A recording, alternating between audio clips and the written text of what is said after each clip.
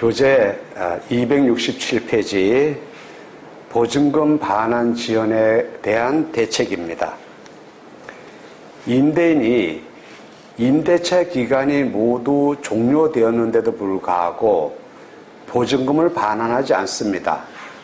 그런 경우에 임차인은 어떤 대책을 세우는가에 관한 얘기가 이번 주제입니다. 거기 보게 되면 첫 번째로 경매 개시 요건의 완화 이런 말이 있죠. 자, 여기에 뭐 반대급부의 이행 뭐 이런 얘기 나오는데 그런 얘기 자 무시하고요. 이렇게 생각하세요. 임차인은 임차주택을 인도하지 않고서도, 즉 이사가지 않고서 그 집에 계속 살면서도 그 주택을 경매 신청할 수 있다라는 얘기입니다. 물론 여기서 말하는 임차인이 경매를 들어가려고 하게 되면 임차인은 보증금 반환 청구의소 등을 통하여 집행 권한을 얻어서 강제 경매로 들어가야 되겠죠. 자, 그런 얘기는 뭐 전에 다 얘기한 겁니다. 그 다음 268페이지 보게 되면 주택 임차권 등기 명령 제도가 있습니다. 이 부분은 이거는 실종 경매와도 밀접한 관련을 갖는 것이기 때문에 정확하게 좀 이해를 하셔야 됩니다. 임차권 등기 명령 제도 이런 겁니다. 갑소유의 주택에 을이라는 사람이 임차인입니다. 임대차 기간이 모두 끝났습니다. 모두 끝났는데도 불구하고 집주인이 보증금을 반환하지 않습니다. 그러면 자, 보증금을 반환하지 않는 경우에 이 임차인이 자, 여기서 분양받은 아파트로 이사 가려고 합니다. 또는 남편이 지방으로 발령났습니다. 남편 따라서 이사 가려고 합니다. 그런데 여기서 임차인이 주민등록을 딴 데로 옮기면 또 딴 데로 이사 가게 되면 점유를 이전하게 되면 그 순간에 대항력을 상실하는 거죠. 대항력을 상실하게 되면 어떻게 되는 겁니까? 우선 변제권도 동시에 상실하게 되잖아요. 따라서 보증금을 반환받지 못한 임차인은 이사도 가지 못하는 거주 이전의 자유까지도 침해당하는 이중의 고통을 당한다 이 말입니다. 그래서 이래서는 안 되겠다라고 해가지고 1999년도에 임차권 등기명령 제도를 마련했습니다. 그래서 보증금을 반환받지 못한 임차인이 이사라도 맘 놓고 갈 수 있도록 종전의 자기 지위를 그대로 유지하면서 이사라도 갈 수 있도록 하는 제도로서 임차권 등기명령 제도를 만들었습니다. 보증금을 돌려받지 못한 임차인은 임차주택 소재지 관할법원에, 임차주택 소재지 관할법원입니다. 임대인 주소지 관할법원이 아니고요. 자, 임차주택 소재지 관할법원에 임차권 등기 명령을 신청할 수 있습니다. 자, 임차권 등기와 관계되는 여기서 소송 신청 비용, 등기 비용 등은 모두 다 보증금을 돌려주지 않은 임대인이 이를 부담해야 되겠죠. 자, 그 다음에 자, 임차권 등기를 하게 되면 어떤 효력이 발생하는가에 관한 얘기입니다. 먼저 보겠습니다. 여기 볼까요? 지금 임차인이 여기서 전입신고도 하고 확정일자도 갖춰서 주택임대차법에서 정하는 요건을 갖췄습니다. 그러면 여기서 대항력과 우선면제적 지위를 갖게 되겠죠. 임대차 기간이 끝났습니다. 여기서 임차인이 주민등록을 딴 데로 옮겼습니다. 그럼 어떻습니까? 주택임대차법에서 정하는 보호요건은 상실한 거죠. 그렇다라고 하더라도 여기서 임차권 등기명령에 의한 등기를 하게 되면 등기의 대항적 효력에 의하여 종전의 지위를 그대로 유지한다라는 얘기입니다. 종전의 지위를 그대로. 그래서 등기를 해놓고 종전의 지위를, 법률상의 지위를 그대로 유지하면서 이사라도 갈 수 있도록 해준다라는 얘기입니다. 그런데 만약에 보세요. 임차인이 이처럼 대항력과 우선변제권이 없는 임차인인데 보증금을 반환받지 못했다라고 합시다. 처음부터 전입신고나 확정일자를 갖추지 못한 임차인이거나 아니면 전입신고나 확정일자를 갖추고 있다가 그 요건을 상실해가지고 딴 데로 이사가거나 주민등록을 이전함으로써 그 대항력과 우선변제적 지위를 다 잃어버렸습니다. 그런 사람이 대항력과 우선변제권이 없는 사람이 여기서 임차권 등기명령에 등기를 한다라고 한다면 이때부터 등기의 대항적 효력에 의하여 이때부터 여기서 보호를 받는 임차인의 지위로 간다라는 얘기입니다. 자, 다시 말씀드리면 대항력과 우선매제권이 없는 임차인이 또는 대항력과 우선매제권이 있었던 임차인이 그 지위를 상실하고 나서 현재 없는 임차인이 보증금을 돌려받지 못한 그런 임차인이 임차권 등기 명령에 의한 등기를 해놓고 갑니다. 그럼 이때부터 대항력과 우선매제 순위가 생기게 되는 겁니다. 그러나 이미 전부터 대항력과 우선배제적 지위를 갖고 있던 임차인이 임차권 등기 명령에 의한 등기를 하게 되면 어떻게 되는가? 그러면 종전의 지위를 계속 유지하게 된다라는 얘기입니다. 이게 바로 임차권 등기 명령에 의한 등기의 효력입니다.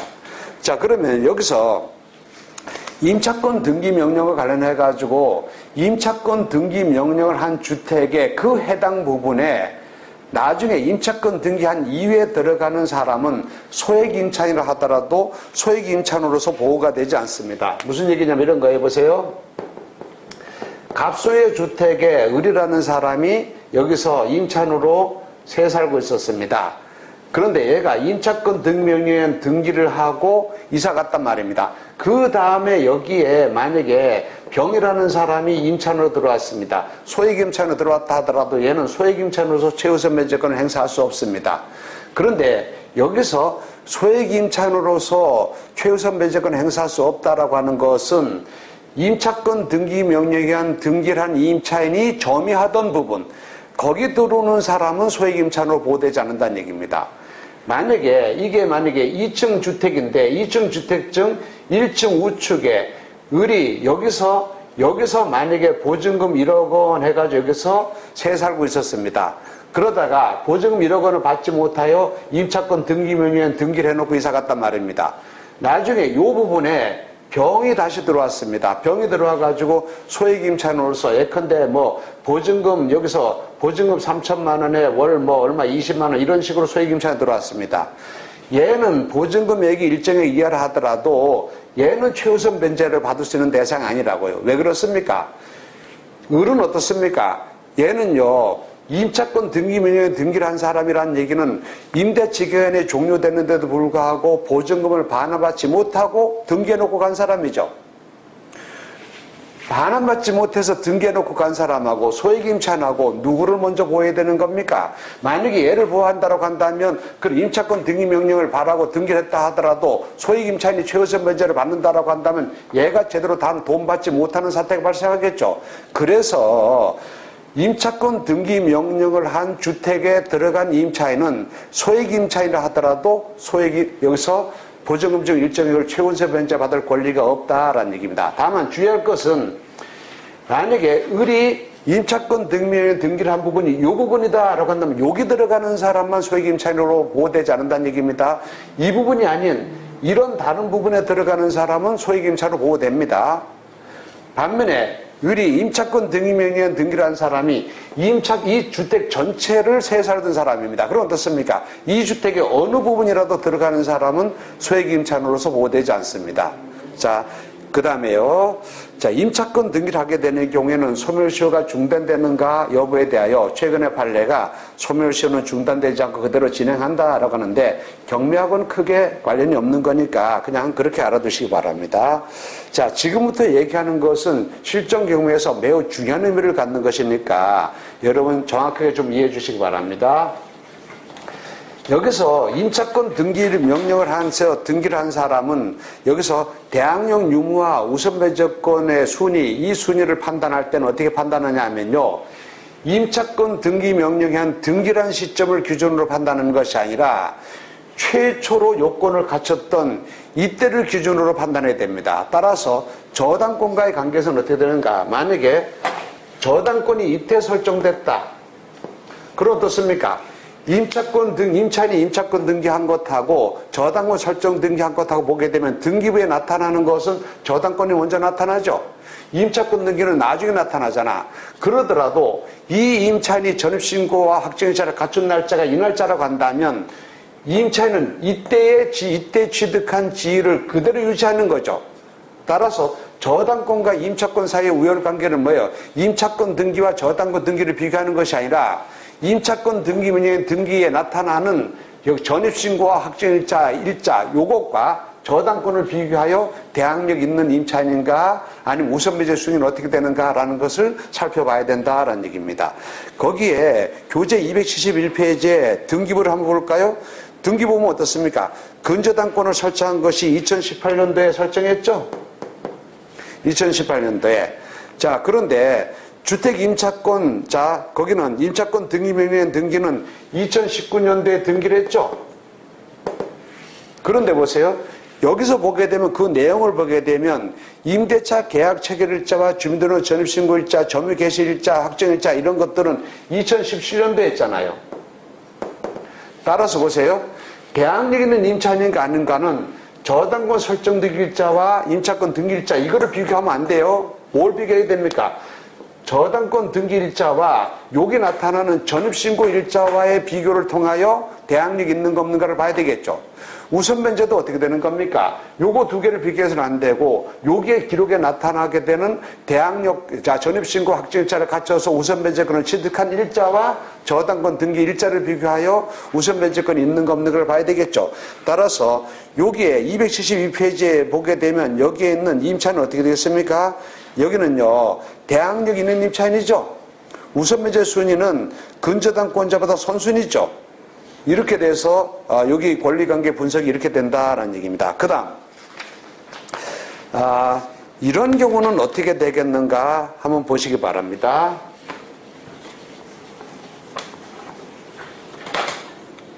보세요. 갑이라는 사람의 부동산에 대하여 여기서 A라는 사람이 임차인으로서 여기서 전입신고도 하고 확정일자도 갖추고 해서 들어왔습니다. 자, 여기서 2017년도에 들어왔습니다. 등기부에 있는 내용 그대로 얘기하겠습니다. 그리고 난 다음에 여기서 을이라고 하는 근저당권자가 여기서 2018년도에 자, 저당권 설정 등기했습니다. 그리고 난 다음에 A라고 한 사람이 임차인이 임차권 등기 명령에 의한 등기를 했습니다. 이게 2019년에 했다는 얘기입니다. 그러면 다시 말씀드리는데 보세요. 대항력 있는가 없는가는 요거 두 개를 각각 등기를 비교해서는 안 된다 그랬죠. 이거와 이거를 비교해야 된다고 했지 않습니까? 우선변제권도 마찬가지고 따라서 임차인에는 어떻습니까? 임차인에는 임차권 등기 명령에 등기를 한 것은 저당권보다 후순이지만 대항력 있는 임차인이죠. 자, 그럼 이거를 다시 간단하게 하게 되면 어떻습니까?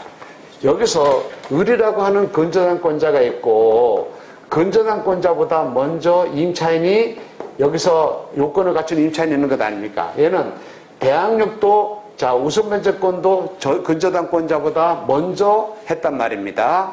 자, 대항력도 있고 우선변제권도 있습니다. 그런데 보세요. 여기서 이게 A가 경매 개시, 자, 이런 상태로서 나중에 A가 임차권 등기를 했는데, 자, 그리고 나서 나중에 경매가 개시되었습니다. 경매가 개시된 경우에 선순위 임차인이죠? 선순위 임차인이 얘가 배당 요구를 안 했습니다. 배당 요구를 안 하면 이 임차인의 보증금 2억 원, 이 사례에서 2억 원, 이거는 인수되는 겁니까? 소멸되는 겁니까? 자, 주의하시기 바랍니다. 보세요. 선순위 대항력과 대항력 있는 임차인이 자, 선순위 임차인이 배당 요구 종기까지 배당 요구를 하게 되면 선순위라도 소멸한다 그랬죠. 만약에 배당 요구를 안 하면 어떻게 된다고요? 배당 요구를 안 하면 인수된다 그랬죠. 그럼 얘가 배당 요구를 안 했단 말입니다. 그럼 이거 인수되냐 이 말이야. 우리가 요것만 생각하면 안 되고 경매 절차를 생각해야 된다고요. 경매 절차. 자, 경매 절차 다시 얘기해 볼까요? 첫 경매 개시결정 기입등기를 기준으로 하여 그 이전에 채권액의 기재가 등기부에 나타나는 채권자는 배당 요구를 하지 않아도 배당에서 제외할 수 없는 당연배당 채권자라고 했었죠. 그러나 자, 채권액의 기재가 등기부에 나타난다라고 하더라도 그게 경매 개시결정 기입등기 이외된 사람이라 한다면 반드시 배당 요구를 해야 하고 배당 요구를 안 하면 배당에서 제외된다 그랬죠. 임차인은 어떻습니까? 임차인은, 자, 여기서 임차인은 첫 경매 개시결정 기입등기 전이라 하더라도 임차인은 등기부에 나타나는 권리자가 아니기 때문에 자, 반드시 배당 요금까지 권리신고의 배당 요구를 하여야 한다고 했었죠. 그러나, 자, 여기 보시기 바랍니다. A는 뭐예요? A는요. 경매가 개시되기 전에, 경매 개시결정 기입되기 전에 A는 임차인의 임차권으로 등기된 거 아닙니까? 그럼 보증금 반환받지 못한 보증금과 채권액 이것이 등기부에 나타난 사람이지 않습니까? 그럼 자, 좋습니다. A는 배당 요구를 해야 배당받을 수 있습니까? 배당 요구를 안 해도 당연 배당 대상자입니까? 배당 요구를 하지 않아도 당연 배당 대상자죠.